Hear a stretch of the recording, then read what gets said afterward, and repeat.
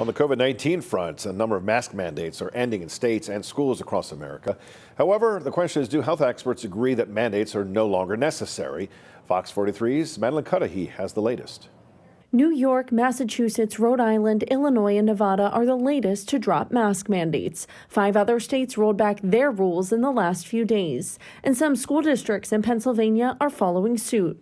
Mechanicsburg moving to a mask optional environment on Monday, with Central Dauphin County rolling back their mask policy starting the 22nd. However, CDC Director Dr. Rochelle Walensky says we're not there yet when it comes to unmasking, and the agency still recommends Americans should wear masks in public indoor spaces. We want to make sure that they protect themselves again and against any transmissible virus by getting vaccinated and wearing that mask in school. Dr. John Goldman with UPMC said, in his opinion, it's about risk versus benefit, saying hospitalization and death numbers still show there's a significant amount of disease. You're balancing the risks of masking with the risks of getting the disease and the risks of interfering with kids' education. I personally believe that that's an individualized decision. While the decisions for many schools come as COVID-19 case numbers in the U.S. dropped about 80% over the past month, Goldman still says it's better to be cautious than hasty.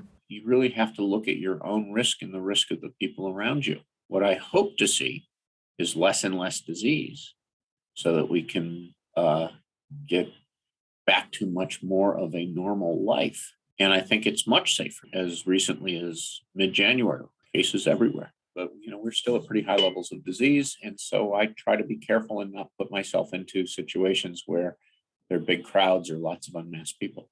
Madeline Cudahy, Fox 43 News.